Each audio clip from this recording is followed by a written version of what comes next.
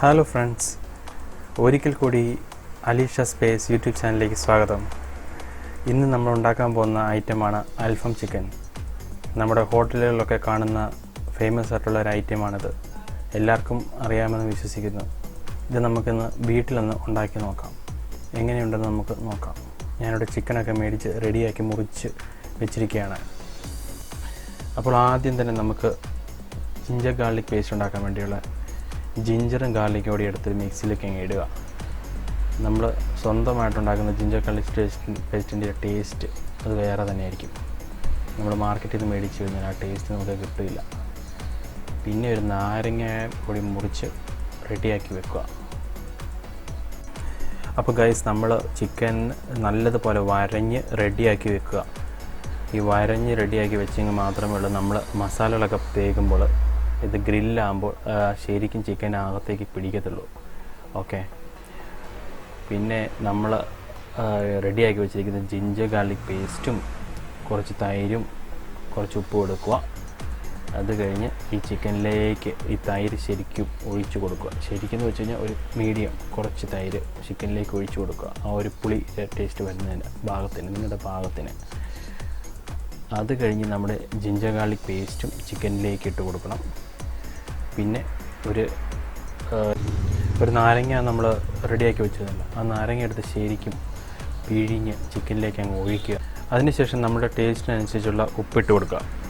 ഉപ്പിട്ട് കൊടുത്തിട്ട് നമുക്ക് ആവശ്യത്തിനുള്ള കുരുമുളക് പൊടി, അതായത് പെപ്പർ പൗഡർ ആഡ് ചെയ്യുക. പെപ്പർ പൗഡർ ആഡ് ചെയ്തിട്ട് നമുക്ക് ഇവനെ ശരിക്കും ഒരു പിടുത്തം അങ്ങ് പിടിച്ച് നല്ല ഒരു 10 മിനിറ്റ് നേരത്തേക്ക് ഇവനെ അങ്ങ് വെക്കുക. ആ 10 മിനിറ്റിലുള്ള നമ്മുടെ ബാക്കി വരുന്ന മസാലകൾ നമുക്ക് റെഡിയാക്കാം. ഓക്കെ, അപ്പോൾ നമുക്ക് മസാലയിലേക്ക് കിടക്കാം. അടുത്തത് അപ്പോൾ മസാല എന്ന് പറയുമ്പോൾ നമുക്ക് ആദ്യമേ ഒരു ചെറിയ തക്കാളിയും പിന്നെ കുറച്ച് സബോള പിന്നെ കുറച്ച് പച്ചമുളക് ഇത് നമുക്ക് ശരിക്കും ഒരു മിക്സിക്കകത്തിട്ട് അടിച്ച് ഒരു പേസ്റ്റ് പരുവാക്കി എടുക്കണം. ഓക്കെ ഗൈസ്, പിന്നെ നമ്മൾ റെഡിയാക്കി വെച്ചിരിക്കുന്ന പേസ്റ്റ് ചിക്കനിലേക്ക് ശരിക്കും തേച്ച് പിടിപ്പിക്കുക. അതിനുശേഷം നമുക്ക് കുറച്ച് കാശ്മീരി ചില്ലിപ്പൊടി, മഞ്ഞൾപ്പൊടി, ഗരം മസാല, പിന്നെ ലേശം മല്ലിപ്പൊടി, ഇത് ഇത്രയും ഐറ്റംസ് നമ്മൾ ചിക്കനിലേക്ക് ശരിക്കും തേച്ച് പിടിപ്പിക്കണം. അപ്പോൾ നമ്മുടെ ചിക്കൻ ഇവിടെ മസാലയൊക്കെ പരട്ടി റെഡി ആയിട്ടിരിക്കുകയാണ്. അതിലേക്ക് നമുക്കൊരു ലേശം സൺഫ്ലവർ ഓയിലും കൂടി ആഡ് ചെയ്ത് കൊടുക്കുക. അതിന് ശേഷം നമുക്ക് ശരിക്കും ഒന്നും കൂടി ഇതിനെ തിരുമ്മി വെക്കണം. അത് കഴിഞ്ഞിട്ട് 4 മണിക്കൂർ നേരത്തേക്ക് ചിക്കനെ അൺടച്ച്ഡ് ആയിട്ട് റെസ്റ്റ് ചെയ്യാൻ വേണ്ടി വെച്ചേക്കുക. അപ്പോഴത്തേക്ക് നമ്മുടെ തേച്ച മസാലയെല്ലാം അതിലേക്ക് പിടിച്ച് റെഡി ആയിട്ടിരിക്കുന്നതായിരിക്കും.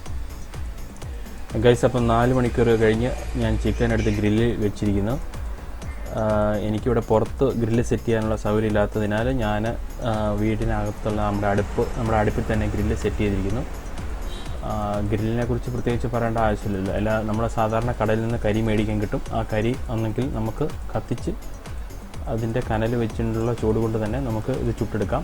അല്ലെങ്കിൽ നമ്മുടെ സാധാരണ ചിരട്ടയോ അങ്ങനെ തടിയോ അങ്ങനെയൊക്കെ കത്തിച്ച് അതിൻ്റെ കരി കൊണ്ട് മാത്രമേ ഇത് ചുട്ടെടുക്കാവുള്ളൂ.